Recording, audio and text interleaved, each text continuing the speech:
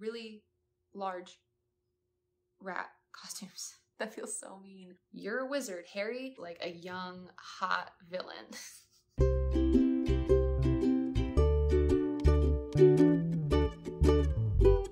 Hello friends, welcome back to my channel. My name is Kelly and we're here to talk about books. Today, we're here to talk about one specific story and a bazillion iterations of it.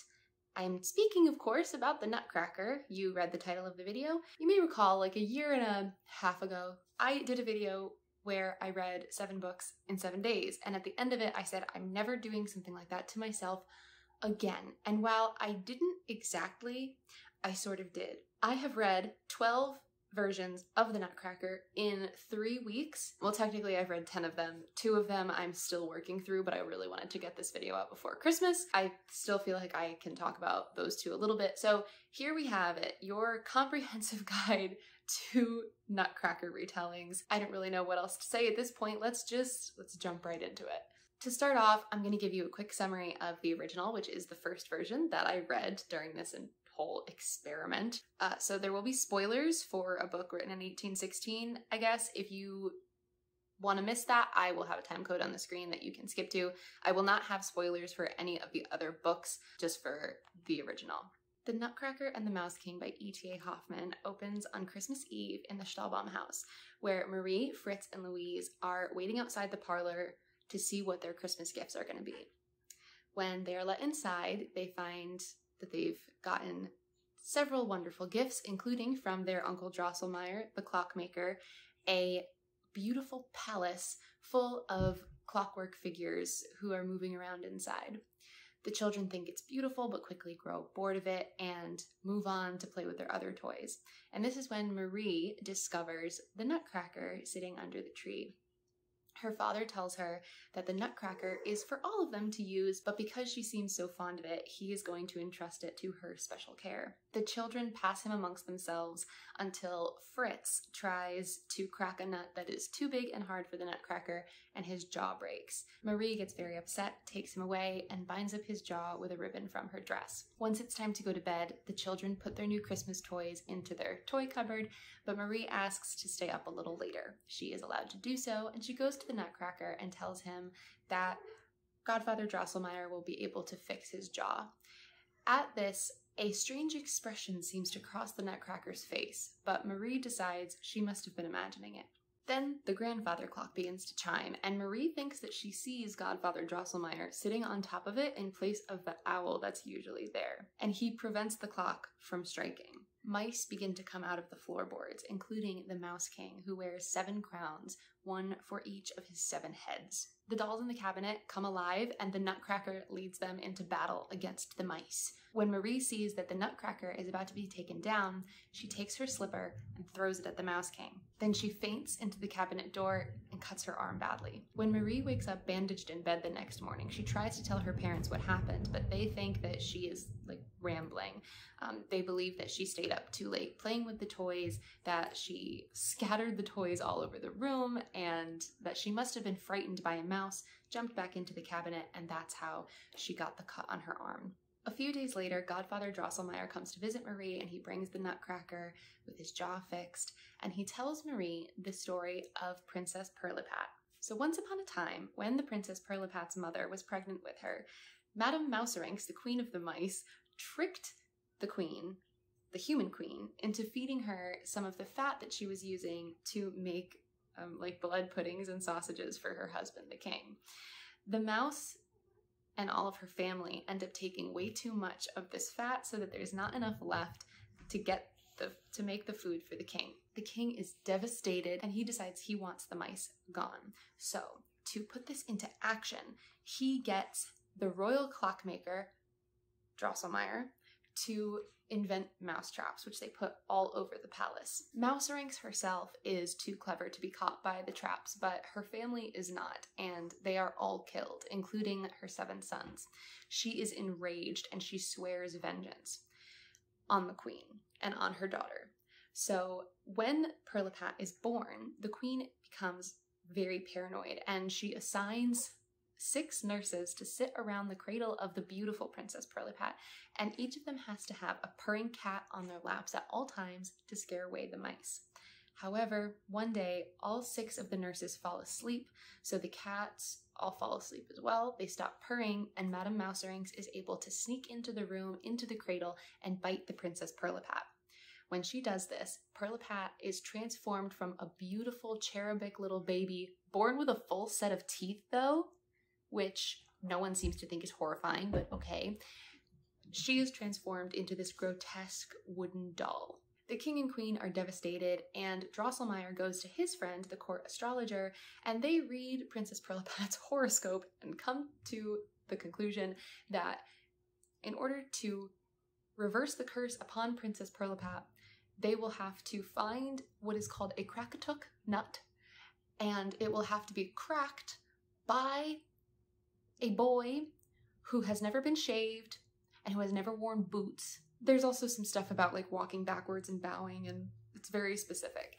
The king sends Drosselmeyer and the astrologer out to find the Krakatuk and this boy. They travel for years and years until they finally go home to Nuremberg, where it turns out that Drosselmeyer's cousin actually already has the Krakatuk, and his son seems to fit the description of the boy who will be able to crack the nut and break the curse. Drosselmeyer and the court astrologer take the Krakatuk and the boy back to their kingdom, and they tell the king that they found the Krakatuk, but they don't tell him yet about the boy. So the king decides to just let anyone who wants to try to crack this nut, and he promises Pirlipat's hand in marriage to whoever is able to break the curse. Basically, Drosselmeyer and the astrologer are trying to con the king by getting as much of a reward as they possibly can by waiting for him to keep upping the reward. So finally they present Drosselmeyer's cousin's son, this boy, and he is able to crack the nut, and he is able to break the curse on the princess. However, as he is taking the 7 necessary steps away from her after he has fed her the kernel, he ends up stepping on Mouserings, who has poked her little head up to see what's going on. He steps on her, and with her dying breath, she curses him, and that is how he turns into the Nutcracker. Pirlipat is horrified by the sight of him, and she banishes him from the kingdom. Now, back to Marie. As she recuperates from her wound, she keeps hearing the Mouse King speaking to her. He tells her, "You have to leave me out all of your gingerbread men, or I'm gonna kill the Nutcracker." So she does. He says, "You have to leave me all of your little sugar dolls, or I'm gonna kill the Nutcracker, and your sugar plums, and your dress, and your this, and your that, whatever." And she does it because she doesn't want her Nutcracker to come to any harm. And because she was fully convinced by this story that Drosselmeyer told her that the Nutcracker actually is Drosselmeyer's nephew or whatever. Finally, Marie goes to see the Nutcracker in the cabinet, and he tells her that if she can get a sword for him, he will kill the Mouse King. She does this by bringing her little brother Fritz in on what's going on, and he gets her a sword from one of his pensioned toy officers. I love that so much. It's so funny. The next night, the Nutcracker comes to Marie. He says, "I've killed the Mouse King. It's all thanks to you. I couldn't have done it without you. Now come with me to the doll kingdom."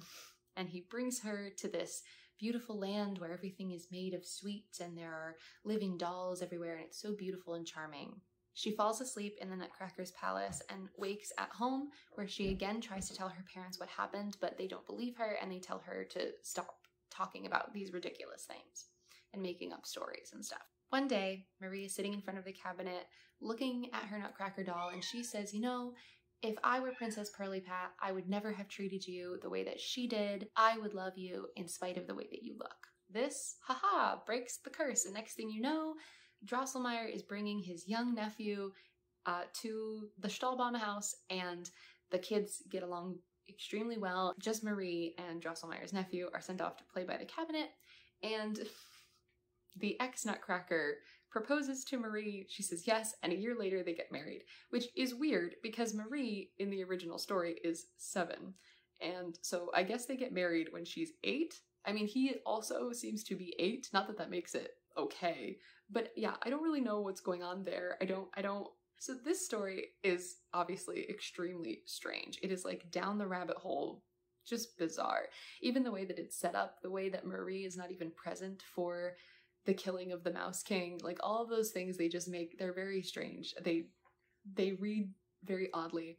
I loved this story. This was the first one that I read, and this was why I wanted to read some retellings in the first place.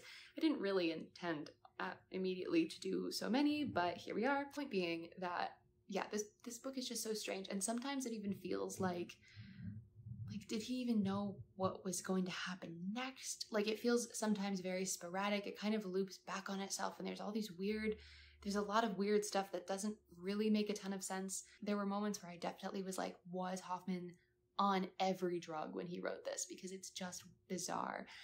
And it has a darkness and a strangeness to it. But I think all of that is part of what makes it so ripe for retellings. It really feels like the tip of the iceberg. Like, this book is probably only like, 70 pages or something. I listened to the audiobook and it was only 3 hours. It's very short, but there's so much going on. And there's a lot of weird stuff that it's like, can we get our hands into this and see what's going on under there? And I think that's really why it makes for such good retellings, because you have all of these characters who you really want to delve more into. Like, Drosselmeyer is so weird. There's a darkness to the story, like I said. Like, I can't pinpoint why the story feels as dark as it does. Like, if there's just something extremely sinister about the mice, about the Mouse King and his 7 heads, and about Drosselmeyer himself. The way that he's presented, he is kind of terrifying. And I was back and forth through the whole book, like, is he evil? Like, what's going on? Apparently he's not, but he remains extremely sinister. And then there's also this just overarching theme of throughout the whole story, Marie is not being believed. She's not being taken seriously by her family. Her family is they're very ordinary and affectionate, but they still, like, they refuse to see her, and they just don't take her seriously. And it would be easy to dismiss it as like, she's a 7-year-old girl who is saying ridiculous things. Obviously they think that she's just dreaming or playing pretend or whatever. But then you have Drosselmeyer, who knows that all of this is true. You know, this is not a story that ends with, oh, and it was all a dream. This is a story that ends with, no, this was real.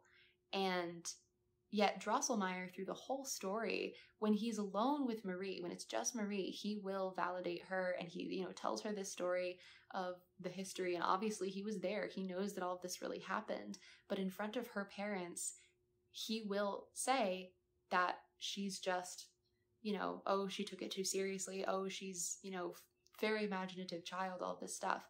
To me, that also is quite sinister. This just constant feeling from Marie that not only does her family just not believe her, not only do they just not take her seriously, but then you have Drosselmeyer, who she dotes upon in the beginning, who does believe her, but who still won't support her and who still won't back her up.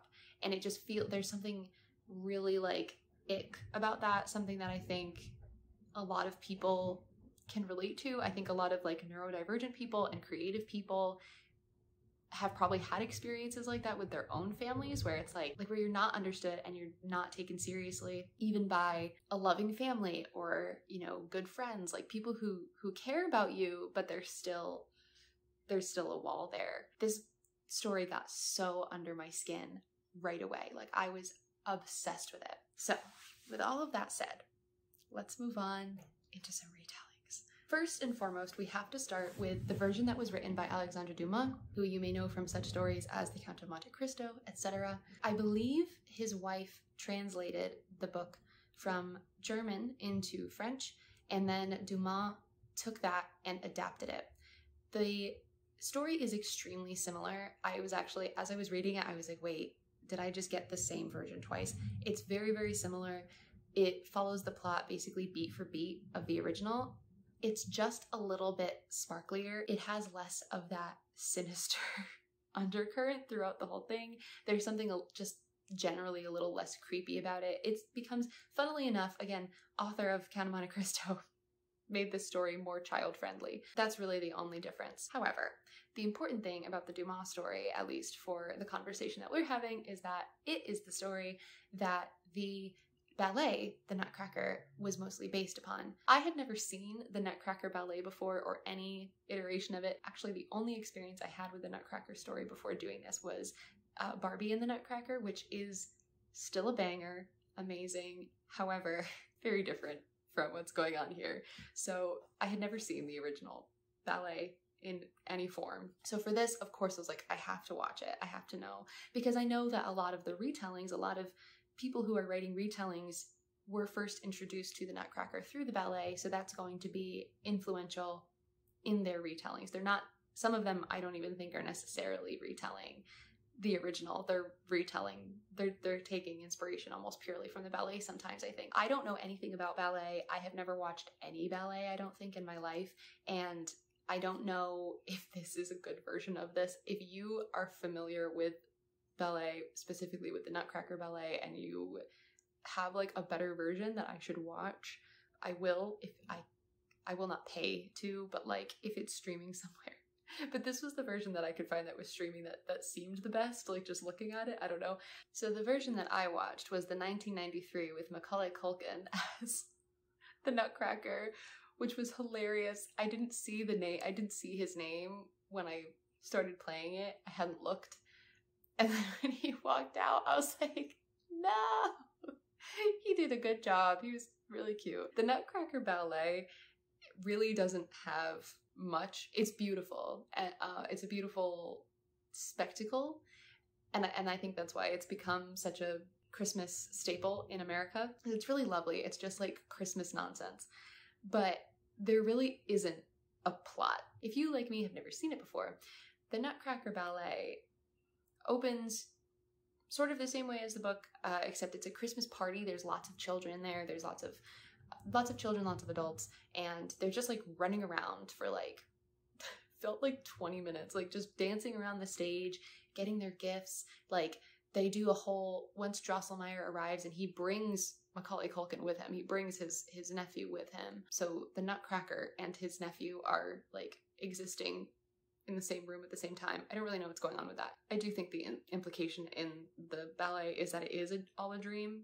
That seems to be kind of what's going on there. It was a little hard to tell. It might have just been the version that I was watching. Drosselmeyer arrives. He gives out a bunch of gifts. Spend tons of time just dancing. Everybody's just dancing, playing with their dolls, whatever. He presents the Nutcracker, gives it to Marie. The Nutcracker is broken. Drosselmeyer fixes it.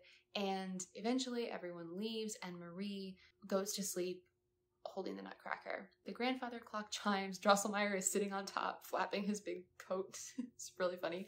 And then the mice come out, which are played by grown people in really large rat costumes. But I was very pleased to see that the Rat King was given his 7 heads. Some versions just kind of don't do that. Retellings, I mean, some retellings like kind of don't care about his 7 heads. And I think the 7 heads are just so important. I think they're so important. There's the whole fight between the mice and then the Nutcracker comes to life. He's Macaulay Culkin and he fights them off with the help of some of the other toys which have also come to life. And then he just like takes her to the land of sweets, whatever. Once they get to the land of sweets, it's just dancing. There's just like the dancing snowflakes, the dancing sweets, the dancing dolls, and it's just like kind of groups of ballerinas one after the other are doing their different routines. And it's really beautiful, but again, there's no plot to this. There's no story. And that was actually something that Tchaikovsky, who composed it, really hated about it. I guess usually ballet has more narrative and more like themes that he can play within the music and stuff, and this just didn't have that, which I think is kind of funny. So the ballet is extremely influential when it comes to the retellings, because this is where we get like the Sugar Plum Fairy is from the ballet. Even the concept of the Christmas party at the beginning, which is a staple in many Nutcracker retellings, is from the ballet. In the E.T.A. Hoffman and in the Dumas, it's not really a party, it's just this immediate family. It's just the Stahlbaums and their godfather Drosselmeyer celebrating Christmas Eve together. There's not really a big party. Characters such as Dewdrop and Mother Ginger, who appear in some retellings, all of these characters and little concepts that have just become part of the like idea of the Nutcracker and have bled into these other retellings. So I wanted to make sure I touched on the ballet because it's pretty important for a lot of people, and they think of the Nutcracker, they think of the ballet. So now that we've gotten through all of that, let's move on to like the actual retellings, shall we? So first up is Midnight in Everwood by M.A. Kuzniar. This retelling follows Marietta Stell, who is a bit of she's a society girl. This takes place in the Edwardian era, so Marietta really is not supposed to be dancing. It's not seen as proper for someone of her station to do, and after her Christmas performance, she is going to have to give up dancing and properly enter Edwardian society. Her father is no longer going to be allowing her to dance, and she is obviously very upset about this, and this is what she's dealing with when a new neighbor moves in next door to them, a young Mr. Drosselmeyer. This Drosselmeyer is unlike any of the other Drosselmeyers that I have read about. This Drosselmeyer is like a young, hot villain, which is kind of hilarious, but it's also like she did a good job with him. She succeeded in turning old, one-eyed Godfather Drosselmeyer into a young, silver-haired hottie. He is this very calculating, very smart man who sort of worms his way into the Stell family and becomes, they all just love him. And Marie really likes him too, until she starts to sense something kind of sinister about him. And this also coincides with the attention that he starts to pay her specifically. She can tell that he means to start courting her, and she is not interested. She has sort of gotten enough of a bad vibe from him that she's not into it. However, he is building the set for her Christmas performance with the ballet. She ends up in a snowy forest where she is rescued by the captain of the King's Guard and brought back to a palace where she is offered a job as a dancer for the king, and she happily accepts this. She's like, honestly, I didn't have a lot going for me back in my old world. I was going to have to stop dancing. My parents were going to pressure me to marry someone that I didn't want to. I could just stay here and dance. I'm sure I can figure out a way to go back and visit them if I want to. So sure, I'll stay. But very quickly, she finds that this position is not what she thought it was, and that the king she serves is actually very cruel. Really, there was something really magical about it. You know that sort of Umbridge-esque, it's so evil, but you just paint it pink? That was what this world felt like. They live in a castle literally made of sugar, but she is a prisoner and she is being kept as one of the king's pets. It's extremely disturbing. There's a forbidden romance aspect to the story, which is very, very sweet, and I really enjoyed the romance between them. I thought it was pretty natural. Like, it's not, you know, it's not a huge part of the story, and in that, like, it's not the primary relationship of the story, which I really like. I like romance in my books, but I love when the romance is not the primary relationship. And in this book, the primary relationship is actually between Marie and the two other pets of the king that she rooms with and lives with. These two women have been there a lot longer than her. One of them is Delara, who is sharp, acerbic, like snarky, and very protective. The other is the Princess Perlipata, who is a princess from a neighboring land who is being kept captive by this king. And she is sweet and soft and hopeful and beautiful, but she's also a fighter and a warrior. And the relationship between these three women is just really beautiful. The level of protectiveness that they have over one another, and the way that they have to learn to work together, the way that they sacrifice for each other. Their friendship is just really beautiful. And I think that that's what made the story quite special to me. It only has like a 3.6 on Goodreads. I think it deserves a little more than that. Not that 3.6 is like super low, but I liked it. And it could have just been because I was reading so many of these, but I really liked it. And it had a really good, like, the atmosphere was really well done. This king has these parties like every night, like all the time. He has these big parties and they're always themed. And so every party you get a description of like the way that the room is set up, and it's this very like dreamlike, weird, just strange settings, and everyone is dressed accordingly, so you get these beautiful descriptions of the clothes. So it has like the atmosphere, it has a little bit of romance, it has the wonderful friendship aspect.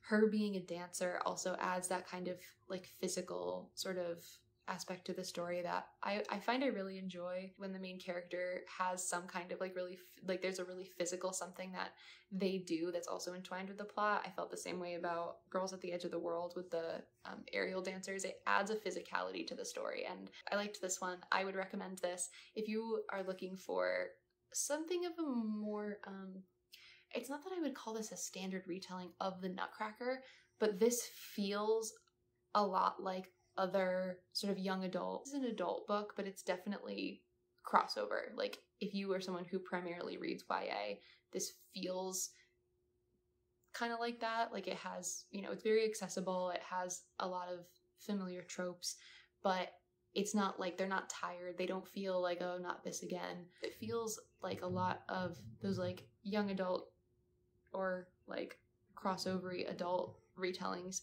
of other stories that I've read. So if you just like retellings, here, have this one. The next book that we're going to talk about, mostly to get it over with, is Hiddensee, A Tale of the Once and Future Nutcracker by Gregory Maguire. Wow, where do I even begin? Let's start with the title, A Tale of the Once and Future Nutcracker. Are you trying to imply that this is a King Arthur story in some way? I mean, I haven't read the old King Arthur tales, so maybe I'm missing something, but I'm gonna go ahead and say no, this is not a King Arthur Nutcracker story, so it just feels weird to put that in the title. Also, the book is bad. I don't know how else to say it, but let me tell you what it's about first, shall I? So this, oh man, this story is about a boy who, who lives in the woods with an old couple. I mean, this boy ends up being Drosselmeyer. This is supposed to be like some sort of Drosselmeyer backstory. He ends up leaving home because the couple, like, he gets injured and then the couple are like gonna kill him so they don't have to feed him anymore or something. There's this weird, like, when he almost dies, when he gets injured, he almost dies, and he has this, like, I don't know if it's supposed to be a hallucination or what, but he, like, meets a talking bird, and I don't know, it's very weird. He ends up, like, he lives with a priest for a while, and then he goes and lives with he's a clockmaker, right? Or something. No, he's a paper guy. Young Drosselmeyer is, like, obsessed. This guy that he lives with, he's obsessed with this guy's wife. It's really weird. Like, half of the book, I feel like it's just about him being so horny for this woman, and it's like, can you calm down? The only good thing about this, I don't even know what else to say. Like, this book was so wildly boring. It was so boring. It took all of the magic out of the Nutcracker. Eventually he does, like, he makes a Nutcracker. He gives the Nutcracker to a young Clara. This is, like, years and years later. Like, way near the end, like, the very end of the book, he, like, gives the Nutcracker to Clara. And she is, like, very ill, and she has fevers, and she has, like, hallucinations because she's having these fevers, and that's it. So I mean, spoilers, I guess, but, like, that, it just takes all of the magic out of the Nutcracker. So if you want a completely mundane retelling of the Nutcracker, that's just weird and really boring, then you can read this one.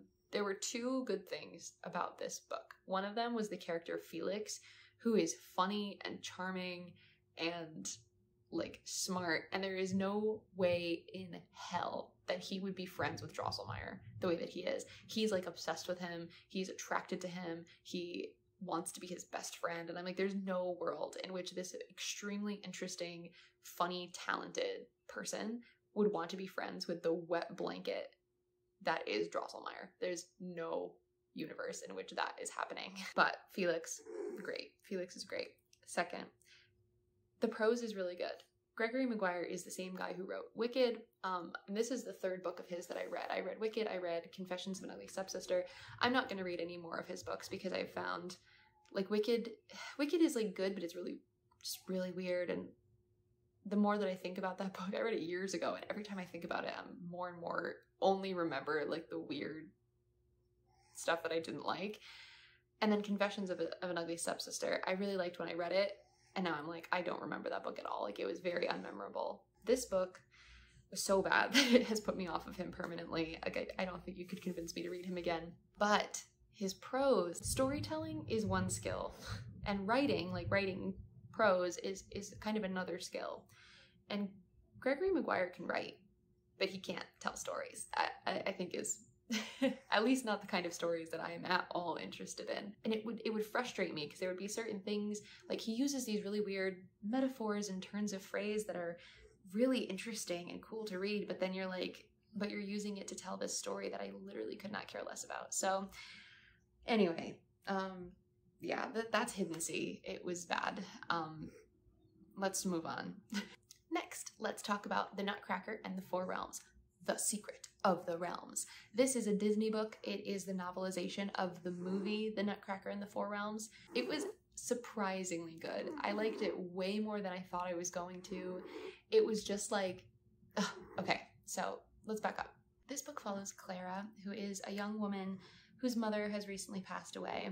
It is Christmas, and her father is kind of trying to make Christmas special for her and her sister, I think it's Louisa in this one, and her brother Fritz. And Clara is a bit of a tinkerer. She's a bit of an inventor, which is something that she got from her mother, who learned it from her godfather Drosselmeyer. I think they actually call him Uncle Drosselmeyer in this one. On Christmas, every year, they go to Drosselmeyer's for a big Christmas party. Clara really doesn't want to go this year. She just misses her mom, and nothing is the same without her. They were very, very close. Her father has gifts for each of the children from their mother before she died. Louisa gets her mother's favorite dress. Fritz gets something, a toy, I don't remember. And Clara gets this beautiful silver egg with a lock but no key, and she can't open it. And she thinks to herself, if I could just open this, then, you know, she feels, she gets it in her head that if she just opens this egg, that like everything will feel better, that she'll have some kind of answer.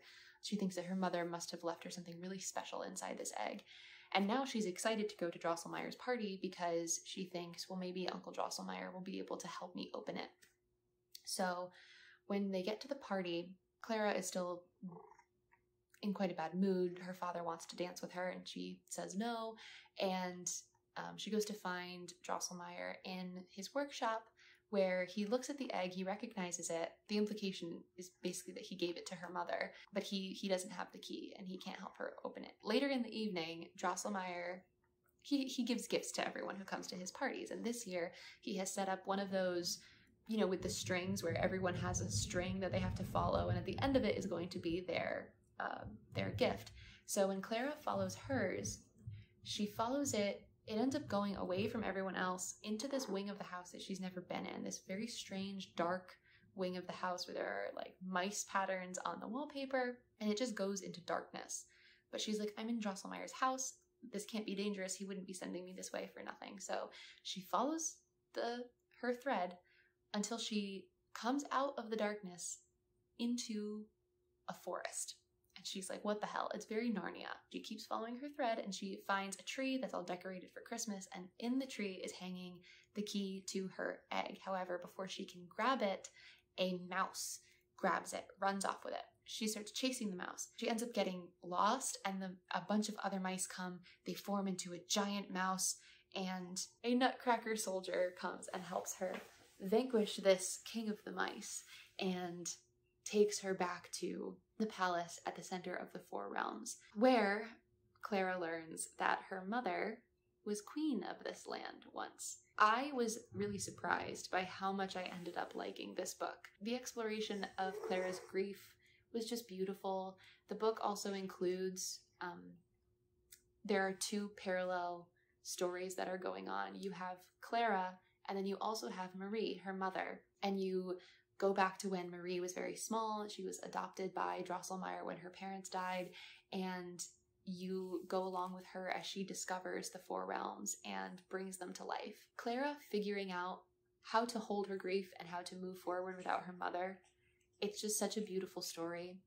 The four realms themselves it's really cool. Like, the setting is really fun. The backstory is really cool.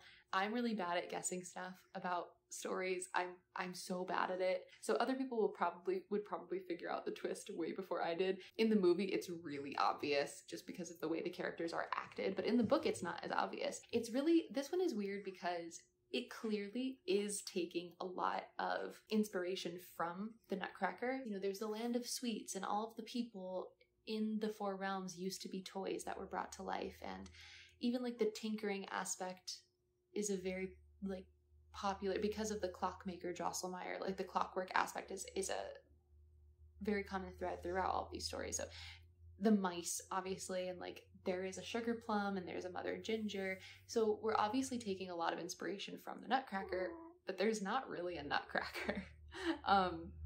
There's the Nutcracker soldier who helps her, but if he wasn't in the story, it wouldn't change anything. Like, we don't have any of the regular plot of the Nutcracker. So it's just kind of funny. It just sort of takes almost the aesthetic of the Nutcracker and brings it in a totally different story. But it does a good job with it. I wasn't sitting there going, okay, but where's the Nutcracker? Because I kind of could tell what we were doing. I did watch the movie after I read the book, and I know we always say that the book is better than the movie, but I don't expect that when it's literally a novelization of the movie that I've read and not the other way around, where the movie was based off of the book. But the book was better. It was way better. The movie doesn't have any of that parallel story of Marie when she was young.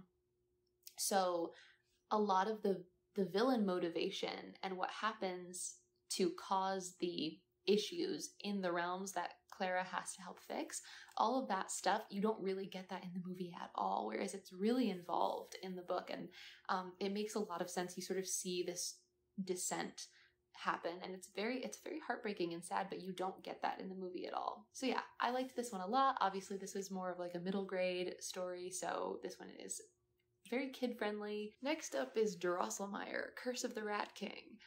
This is the first of two that I have not yet finished. I'm about 60% or something, 65% of the way through this one. If I wasn't doing this video, I probably would have DNF'd it.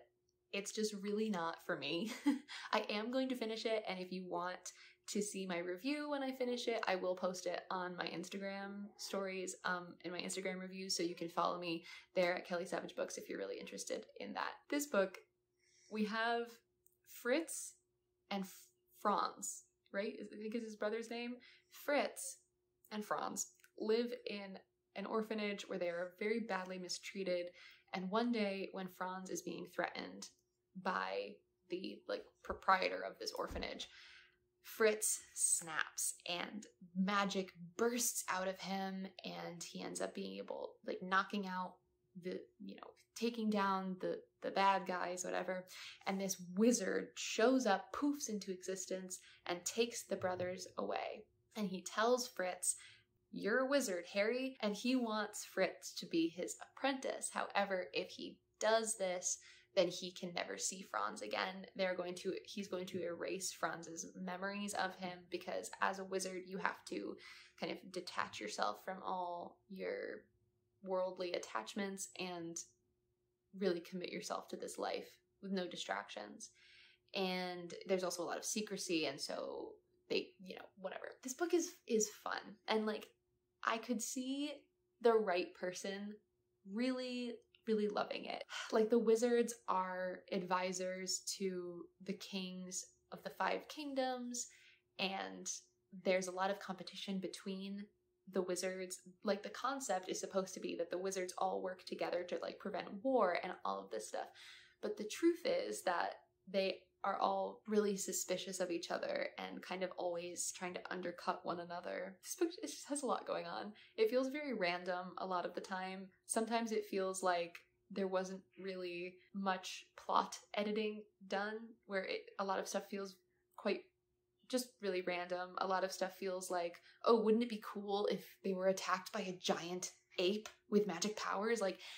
A lot of just stuff like that, which again, for the for the right reader, I think it could be really fun, but not for me. It's not for me. And yeah, it's also, it doesn't feel like a Nutcracker retelling at all. Fritz does change his name to Drosselmeyer when he becomes a wizard. So he's clearly Drosselmeyer, and he has started making dolls, and he is experimenting with spells to like make the dolls talk and stuff. So I can see where we're going. There's also a rat. The prince, who will one day be the king that he advises, keeps like sicking rats on him. So I can see we have like a rat king. I get it. There's nothing about this world that says to me like this is a Nutcracker world. There's nothing about the characters that feel like Nutcracker characters. It's just a veneer. It's just, you know, it's not really a Nutcracker retelling. I wouldn't say. Again, I haven't finished it. It's also a trilogy, which I'm definitely not reading all three of them. So maybe by the last one, it all really ties in. I don't know, but for me, it just, yeah, this one's just not it for me. I'm sorry. Next up is The Toymaker's Apprentice by Sherri L. Smith. I have to admit, by the time I read this, this was one of the last ones that I read, and I have to admit that I was getting a little bit burned out on Nutcracker retellings at this point. So that probably did influence my reading of it. However, so okay, I have to tell you what it's about. So, ooh, hello, baby. Stefan Drosselmeyer is apprenticed to his father, who is a toy maker, but Stefan is very interested in clockwork. He wants to learn how to make the toys and stuff move. But his father doesn't really do stuff like that. So one day, after his mother dies, his cousin, or it's his father's cousin, Christian Drosselmeyer, shows up and tells Stefan and his father that he's looking for Krakatuk Nut in order to rescue a Princess Perlipat from a curse. He is a clockmaker, and he ends up asking Stefan to be his apprentice. And Stefan says yes, he does have his father's blessing, thankfully. And they set off on a journey to go find the Krakatuk. And they also are accompanied by the astronomer, the court astronomer, who is Drosselmeyer's jailer and companion. Because Drosselmeyer, if he cannot find the Krakatuk within a certain time frame, he has to return to the kingdom and be executed. So they end up going all over the place. Young Drosselmeyer is taken into a lot of secrets of like the Clockmakers Guild, and he learns that all of the human world runs on clockwork, which is a cute concept. I didn't really think that it was fleshed out very well. Like they go under the city, and there's this giant clock that's supposed to be like the city clock of Nuremberg, and that's what I guess I think the idea is supposed to be that basically that's like everyone's internal clock is like synced to this clock. I didn't really get it. Maybe I missed it. I liked this book. Let me say first and foremost, I enjoyed it. It was very sweet. I think that if I maybe hadn't already read like 9 other Nutcracker retellings, I probably would have liked it more. But because I was sort of comparing them all as I was going, it was, you know, I had a lot of, I was carrying a lot of baggage with me when I picked up this book. Like this story feels a little bit more just like a romp, like it's fun, a little bit more coherent and cohesive than Curse of the Rat King, but it still is like, it's not, I didn't feel like it was, super profound or anything like that. This is like a fun Drosselmeyer backstory. He does end up following the backstory that we're given in the original with the Princess Perlipat. Like that is a big part of this story, which is cool. Like that's not something that we see in a lot of the other ones where we actually get to see the Nutcracker breaking the curse. That was actually something that I liked a lot about this one. I think this was the only one where the Nutcracker himself was actually the main character. You know, we get in all of these stories, we get like a Nutcracker like origin story as part of it. You end up finding out like where the Nutcracker came from, how he came to be made of wood or like whatever. However, you don't usually get it's not usually focused on that. So that was pretty cool to have a story that was actually focused on the Nutcracker and like his journey to becoming the Nutcracker, and then unbecoming the Nutcracker actually being the main arc of the story was really cool, and I liked that a lot. Next is Winterdream by Chantal Gadoury. I'm sorry, I don't know how to pronounce it. This book is... Okay, I gotta say, I just reread the description of this book and I still don't really remember the plot. Basically, this is another Clara Stahlbaum. We open at Drosselmeyer's Christmas party. She is about to have to, again, this is another, she's going to be pressured into a marriage, a good marriage with a gross older man. Her friend, her best friend from childhood, just got engaged and she's over the moon. She's going to be a countess or something and whatever. But Clara is not like other girls, and she doesn't want to do that. She wants to travel, and her uncle Drosselmeyer gives her, I guess he gives her the Nutcracker, right? Yeah, I think so. So her uncle Drosselmeyer shows up at the party with his apprentice Anton, who is very handsome, and Clara and him get along really well. Yes, okay, I remember now. Drosselmeyer gives her the Nutcracker, and then one way or another, I mean, basically we get like that. I'm pretty sure that this has a similar scene where she like falls asleep downstairs, and the Nutcracker, like the mice come in, and the Nutcracker wakes up, and she's whisked off to this other land with the Nutcracker. And that's where the majority of the plot takes place, is in this other world. I really don't remember what they do in this other world. I'm like really trying to remember. I'm sorry, I hated this book so much. I probably hated it more than it deserved. Like, the reason that I hated it was just because it felt exhausted. It was like, there was nothing about it that was egregious. Like, there was nothing that I was like, oh wow, this is actively bad. Like, it's not like with Hiddensee, where it was like, here are some things that were good, but most of it I actively disliked. This was like, there was nothing that I liked. There was nothing that I really actively hated, but I had, like, I can't say anything good about it. I'm sorry. That feels so mean. What I'm trying to say, though, is that I do see why this book has a 3.79 on Goodreads, and I get why, because I think a lot of people would like this story. It's just like, for me, I just thought it was really boring. I thought it was really boring. Like, this Clara is so... One of my biggest pet peeves in books is when the author is so obviously begging me to think their characters are cool, and that was so Clara in this, and it just drove me crazy. She was really dumb. Like, I get that she doesn't know she's in a fantasy. She doesn't know she's in a Nutcracker retelling, but it still felt like, for me as the reader, when I was like, yeah, I totally understand that when they're talking about the Clockmaker in this other world, they're obviously talking about Drosselmeyer. And like, yeah, obviously this Nutcracker that you've traveled with, you're having dreams about Anton. Obviously they're the same person. Again, like, I know she doesn't know she's in a Nutcracker retelling, but it just was like, as the reader, it was like, yeah, I get it. None of this is a surprise. None of this is interesting. None of this is a mystery. I know what's happening. I get it. I think that the kingdom was taken over by somebody, and so the Nutcracker had to get his kingdom back or something. I'm just gonna move on because I literally don't have anything to say about this, and it feels mean. Next is Winterspell. This is the second book that I have not yet finished. I've actually haven't read much of this one. I'm only like, I think 20% of the way into this one, so I've really only gotten through the inciting incident. I can still tell you what it's about, though. So this book follows Clara Stoll, who lives in New York, I think in the like 20s or something, right? 1899 is when this takes place. And her father is deeply involved with this gang. Her mother just died. The dead mother is a very common motif in these stories, which is not in the original at all. So I do think that's quite interesting. I guess the dead mother is a common trope in general, but it's like really prevalent in these retellings, which is funny. But anyway, Clara is sort of the backbone of her family. She is the one who's holding it together. After her mother's death, her father is spiraling, and she's the one who's dealing with...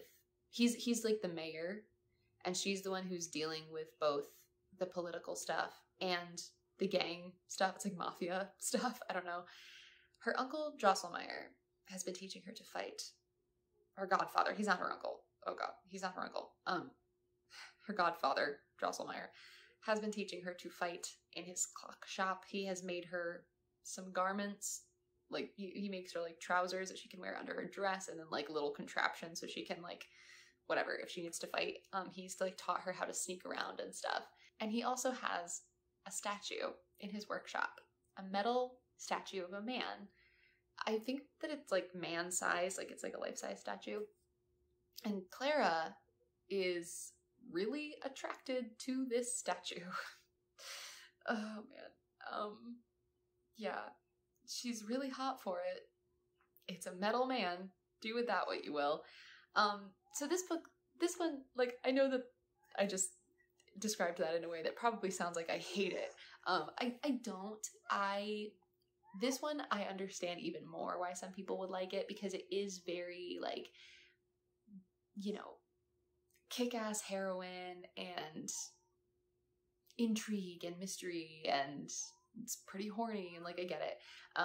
It's just, again, it's not really for me. Again, I feel like I'm being begged to think that Clara is so cool, and I just can't stand that. It bothers me so much. It's so, like, just let them be interesting, like, actually interesting, instead of, oh, she's a girl, but she can stab you. Like, that's not, when that's your whole personality, like, it's not cool.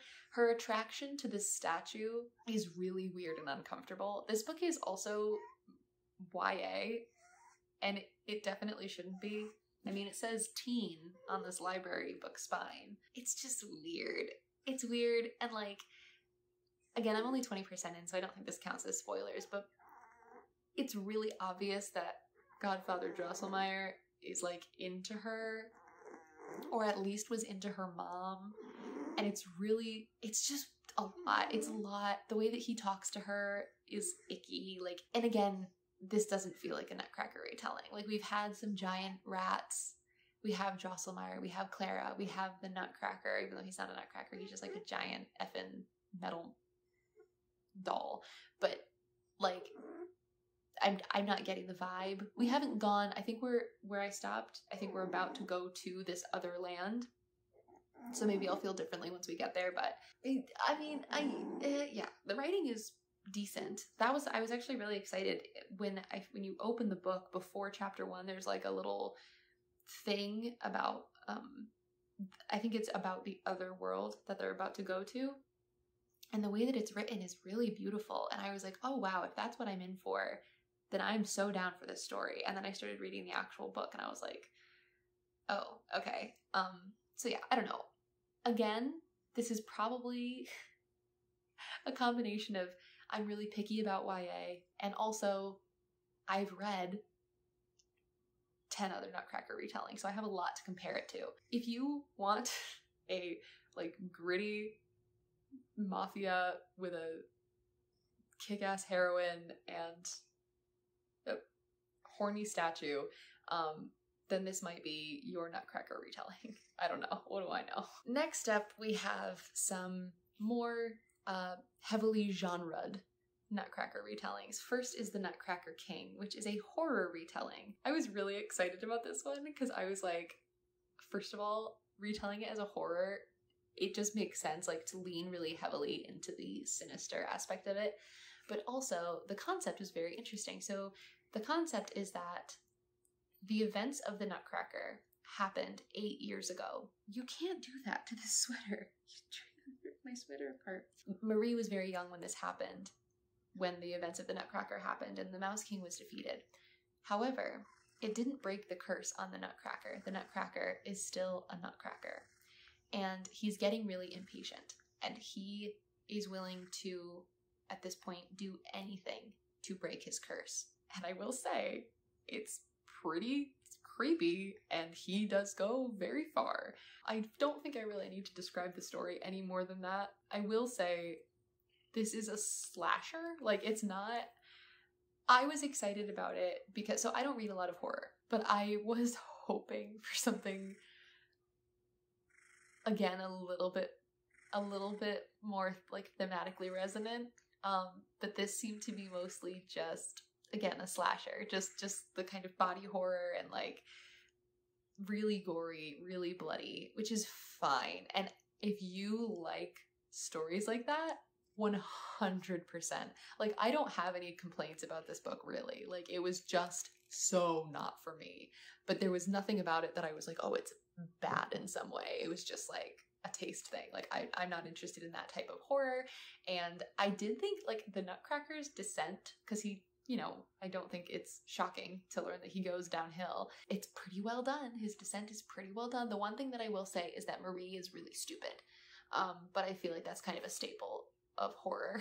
See, the characters kind of have to be stupid or things probably wouldn't progress in many of these stories the way that they do. And in this one there are a couple of things. Like, it's almost kind of funny, and like I feel like that's sort of the point of it too. Like, I don't know, maybe I'm wrong, maybe the author would be horrified to hear me say that. Like, there were certain scenes that they're kind of funny. I guess it would be a spoiler to say, so I won't, but I'll just say that the way that a certain character is killed, it doesn't make any sense.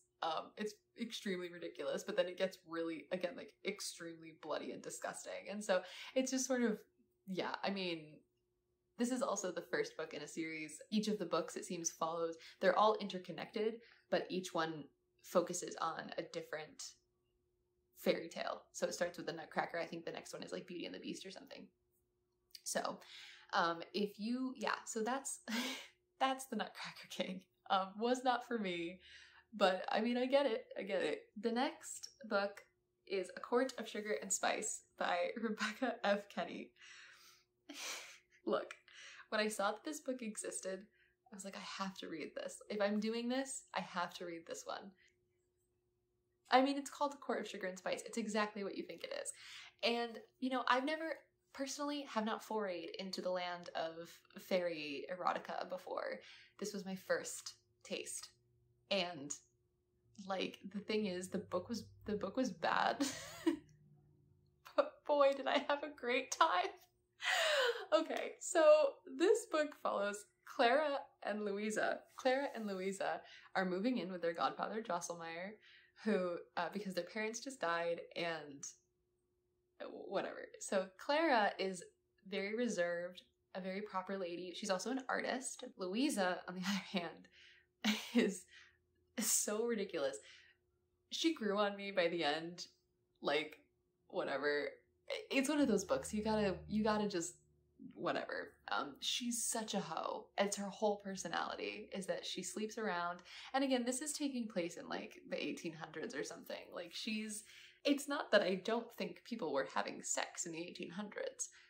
It's the way that she talks about it, the way that she talks about it in front of, like, Drosselmeyer and stuff. Like, it's so ridiculous, and it's so overblown. Like, it's so, everything that comes out of her mouth is like how much she likes to have sex. Like, it's just wild. It's what at first I was like, this girl, like, I get her out of my face. And I still kind of felt like that by the end, but she did grow on me a little bit. So basically, Louisa ends up discovering that the clockwork, like, dolls and whatever in Drosselmeyer's house are actually trapped fairies that he has captured from the fairy realm. She tells this to Marie. Basically, Louisa cut herself by accident and got a little bit of blood onto the Nutcracker, and he woke up and told her this.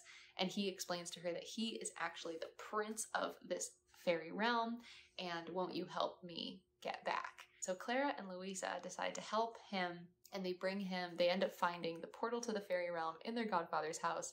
The three of them go through, and that's where the story begins. Drosselmeyer is a baddie in this one. He is trapping the fairies who don't deserve it. He thinks that they do, but they don't. And Clara and Louisa have to help the Nutcracker get to this certain pool in the forest so that he can soak in the pool and break the curse. And then once he's broken the curse on himself, he'll be able to help all the other dolls that Drosselmeyer has captured. In order to get to this pond, they're going to need some help. So they go to find the Nutcracker's cousin, the Sugar Plum Fairy. The Sugar Plum Fairy is the entire reason that I liked this book as much as I did. Which, if anyone reads this book, don't read into that. The Sugar Plum Fairy is a male fairy with pink hair.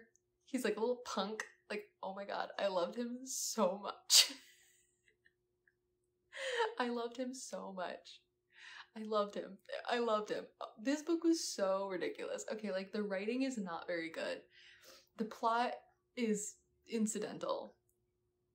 But the characters were pretty fun. Like, I ended up really liking Clara, too. I ended up kind of liking the Nutcracker. And the sex was really hot. The sex scenes were really good. Like, they were really good. This book was ridiculous. This book was ridiculous. It was ridiculous. This book was ridiculous. But it was such a guilty pleasure, and I had a great time. I read it in, like, 2 days, and I loved it. I don't even care. I gave it 3 stars, because, like, objectively, I know this book is bad. Like, actively pretty bad. But it is doing what it set out to do, which is just to be a sexy fairy book. And the Sugar Plum Fairy? I'm still not reading Akatar. Ugh. And finally, I've saved the best for last. The Enchanted Sonata by Heather Dixon Wallwork. Oh my gosh. This was one of my favorite reads of the year. This is like one of my favorite books now. I love this book so much. Okay. Clara Stahlbaum is a young woman who knows exactly what she's doing with her life. She's a pianist. Her father was a pianist. He recently died instead of a dead mom. This time we get a dead dad. And she, for years, ever since she was a child, has been in love with Johann Kahler, who is another pianist at the place where she goes to play. They've never spoken, but she heard him play once, and he's very handsome. And she's just been obsessed with him ever since. She wears his picture in a locket all the time. So she is going to be performing in the Christmas concert. She's going to be performing a sonata that she wrote. And again, this is very recently after her father died. And so she's also like dealing with her grief. On Christmas Eve, Clara receives a mysterious Nutcracker doll with a book. And nobody knows where it came from. But Clara starts to read the story, the book that came with the Nutcracker. She starts to read it aloud to her brother and her mother. And as she's reading, she really feels like she can see it. Like she is transported in her mind. And she is being told the story of how the Nutcracker sort of came to be. And eventually she's whisked away into the world of the Nutcracker, where she has to, well, she doesn't have to, where the Nutcracker asks her to help him break the curse and drive the rats out of his kingdom. And he's the prince. He's been cursed into being a Nutcracker. And I just, you know, it just, like, this was my face the whole time I was reading it. Like, I couldn't stop smiling. There is, this book, okay, there are several things about this book that just make it absolutely perfect. First of all, there's just the vibe, the aesthetic through the whole book. It's not super heavy-handed, but you get this, like, glittery, beautiful, like, the sweets and the dolls. Like, it's just, it's beautiful. There's a Pied Piper aspect to it as well, which is so gorgeous, so well done. Oh, that bringing together, like, using the music along with this story, just, it just works so well.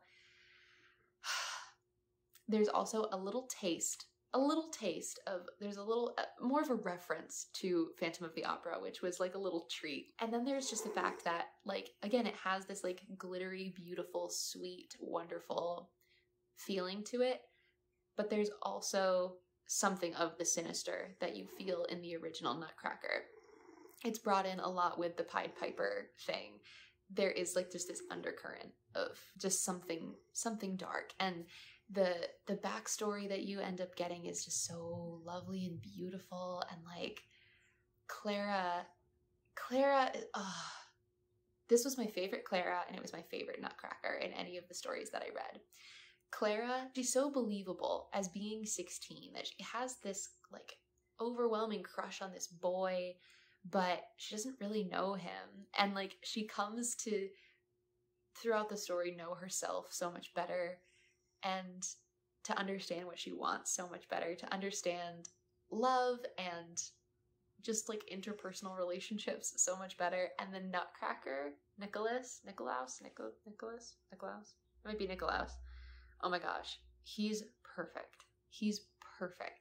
He spends unlike a lot of these stories, will kind of come up with ways for the Nutcracker to not have to be wooden for most of the story. They want him to be a flesh and blood human man. But in this story, he remains a Nutcracker. He is made out of wood through the whole story.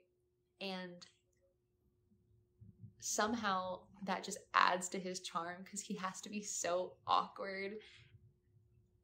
It's just, he's so good. He's so grumpy, but he's not like a dick about it. Like, he's not one of those like alpha angry men. Like, he's just grumpy because he's got a lot going on and he's mad sometimes. And the banter between Clara and Nikolaus is so... A lot of writers are not good at writing banter. I noticed that actually in some of these books. They wanted there to be like, oh, banter, haha, so funny, but they were like, it was just lame. Like, it was just like, ooh, like either like really like not even funny, corny, like bad puns, and like not clever, not sweet. But these two, oh my goodness, they were just so good. The banter was actually funny. It was actually like, they were actually a little bit snarky with each other, which I think is something that a lot of writers are scared to do because they don't want their characters to come off as assholes. But they were like actually snarky in a way that, like, I don't know, maybe I'm biased because that's how me and my boyfriend are, very snarky. But it was just perfect. It was like the perfect level. Ugh, everything about this book is perfect. Like, I don't even know what else to say. If you're gonna read one Nutcracker retelling, read this one. It's so freaking good. So that was it. That was the last of the retellings that I have read. Wow, that was a lot. I think it's really interesting to see them all next to each other and see the things about the Nutcracker that people are drawn to. Like, first and foremost, people are fascinated by Drosselmeyer.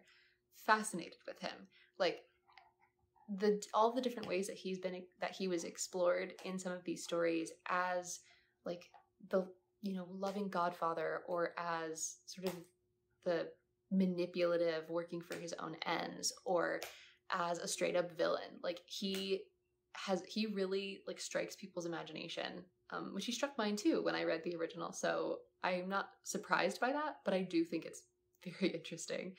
I think it's really cool that a lot of these stories also stick with that original theme of Marie or Clara being misunderstood by her family, by sort of being a bit of a black sheep, by them sort of being dismissed by them. I think just all of that, I love that. I love to see the themes of the original kind of held on to in that way. I really enjoyed doing this. I don't think that I would want to do it so fast again. I only did it this way because I really wanted to do this video and get it out before Christmas. However, if people like this, I would be willing to do more of these videos with like different kinds of books, with like different kinds of retellings. I would just do it over a longer period of time. I would not read a million of them all at once. I do think that was actually to the detriment of this experiment, because I'm having a little bit of trouble keeping all of the stories straight in my mind, because I read so many of them and they all have characters with the same names and similar settings and similar whatever. So if I were to do any more of these, I would spread out the reading over a longer period of time and, you know, let myself digest them a little better.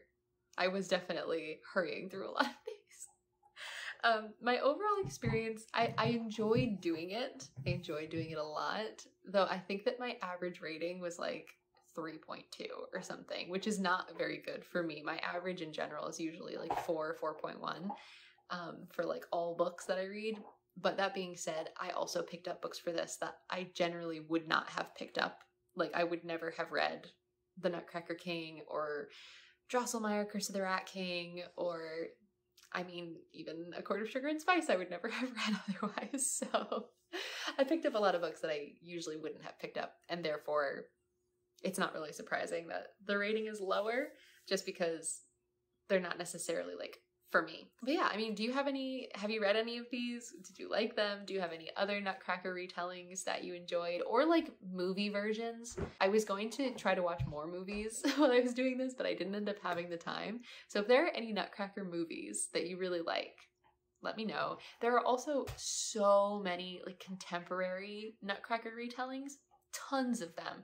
I'm not really interested in contemporary romance, so I didn't touch on those. But if you like on Kindle Unlimited, there are tons of them. Like they look to be either like Hallmarky romances or to be like smutty romances, and they have like some sort of Nutcracker theme. I don't know. So yeah, if also any other Nutcracker retellings that you've read and loved.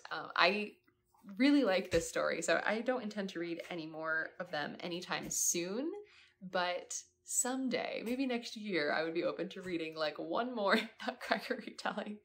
So yeah, if you have any recommendations, and yeah, let me know if you like this. I'll do more of them. And if you want to see my final reviews for Drosselmeyer, Curse of the Rat King, and for Winterspell, I will have both of those up on my Instagram once I finish reading them. And you can follow me there at Kelly Savage Books. Thanks for coming along on this journey. It was a long one. I hope you found a recommendation. I hope you find something you can read over Christmas, I hope you're getting days off, and maybe you can read one of these books on your days off. Yeah. Thanks again, guys. Like and subscribe, I guess, and happy holidays.